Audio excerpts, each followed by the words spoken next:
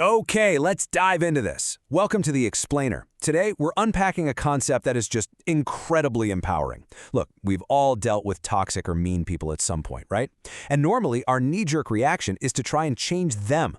But what if the real secret to getting toxic people to stop targeting you has literally nothing to do with them and everything to do with you? Specifically, changing how you react. Once you nail this one simple shift, just do it once, the whole dynamic flips. Mean people just kind of leave you alone, and the good people start treating you way better. So why do mean people keep bothering you in the first place? It's super easy to assume it's just because they're inherently mean, but the source material digs a lot deeper here. They actually keep bothering you because you're unknowingly doing this one simple thing that basically sends out a VIP invitation for them to walk all over you. And you probably don't even realize you're doing it. You see, when someone says something nasty to you and you react instantly, your face drops, your voice gets a little shaky, you immediately jump to defend yourself or explain or prove them wrong, that is exactly the jackpot they're looking for. You are handing over power over your own feelings on a silver platter. And that brings us to this absolutely wild quote from the source. Toxic people can smell fear like sharks smell blood and water. Just think about that shark metaphor for a second.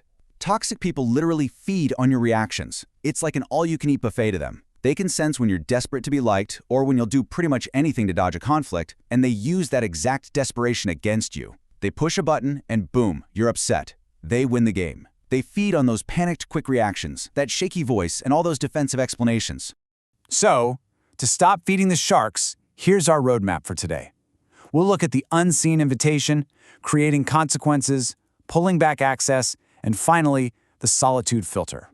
Starting right off with part 1, the unseen invitation. Let's stop fueling the fire.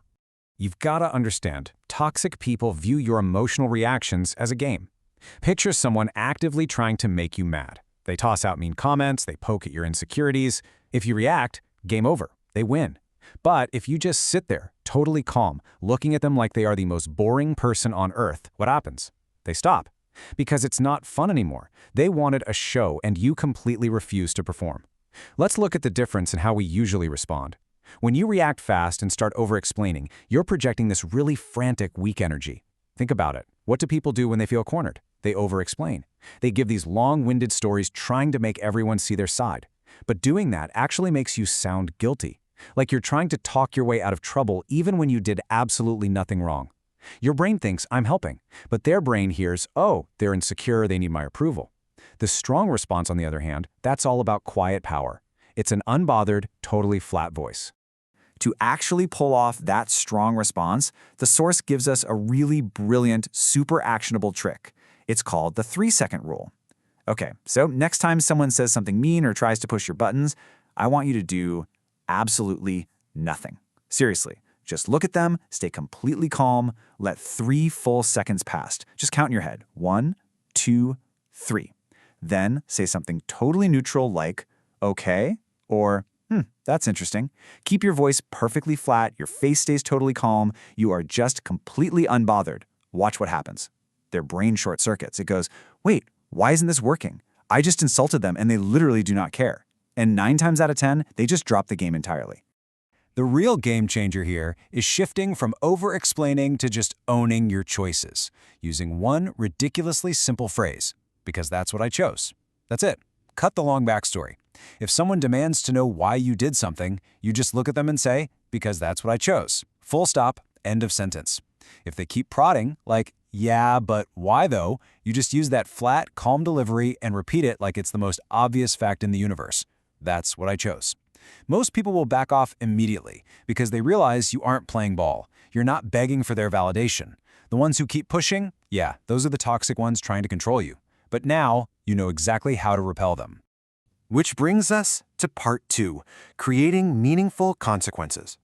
Now, the source material points out a massive blind spot most of us have. We are actually inadvertently training people to treat us like garbage. The math here is painfully simple. 0 consequences equals 0 respect. Think about it. You let people treat you badly time and time again. They talk down to you, they ignore you when you're speaking, they flake on plans at the last second, or they disrespect you in front of your friends. And what happens? Nothing. You just kind of take it. So their brain learns a very dangerous lesson. Oh, cool. I can treat this person however I want and literally nothing bad happens to me. Why on earth would I stop? To fix this, we have to completely redefine a word you probably use every single day. Access. Access isn't just about whether you're available to hang out. It is a highly valuable resource made up of your time and your energy. And crucially, it can be revoked. Your time is a premium currency. Your energy is expensive. When someone treats you badly, there needs to be a serious economic sanction. They need to lose access to you. And that leads right into part 3, pulling back your access.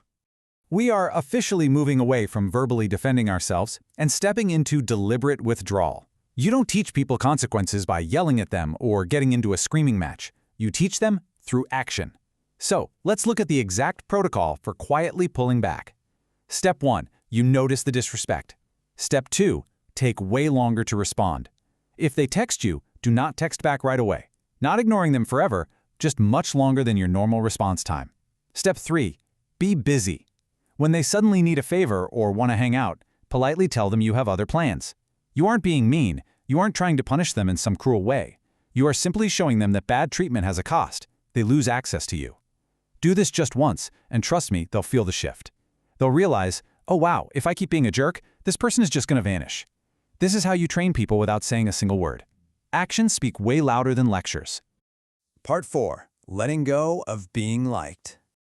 Okay, brace yourself for a hard truth here. As long as you are terrified of people not liking you, they own you. They have total control. That desperate need to be liked by everyone, it actually forces you to be fake. It forces you to smile and say yes when every fiber of your being is screaming no, just to keep people around. So you have a pretty stark choice to make. You can be the person who needs to be liked, constantly apologizing, bending over backward to win people over, morphing into whatever they want you to be. Or you can demand respect by simply accepting the fact that some people just aren't gonna like you. You literally cannot be universally liked and still maintain respect. It's impossible. If someone clearly isn't a fan of yours, don't bend over backward trying to fix it. Just accept it. Who cares? When you finally drop that need for universal approval, the toxic people naturally drop away too, because you aren't an easy target to manipulate anymore. Always pick respect. It pays out way better.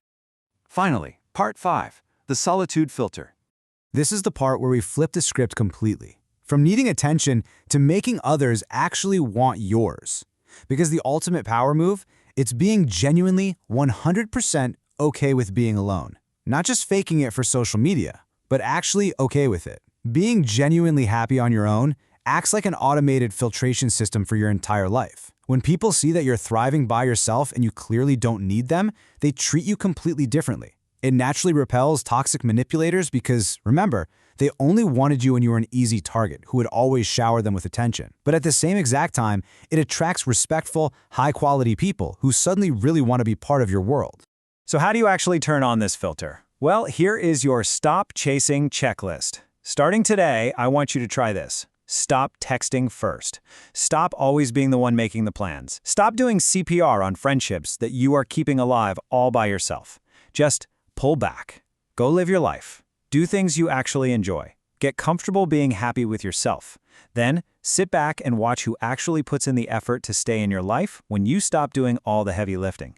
The toxic ones, they'll vanish like smoke. They won't put in the work. But the good ones, they'll step up. They'll reach out and make plans because they genuinely value having you around. And that wraps up our explainer. But before we go, I want to leave you with a question to chew on. Which of these strategies are you actually going to try this week? I challenge you to pick just one. Just one. Maybe you'll stop reacting when someone pokes at you and test drive that 3-second rule. Maybe you'll stop the over-explaining loop and just hit them with, because that's what I chose. Or maybe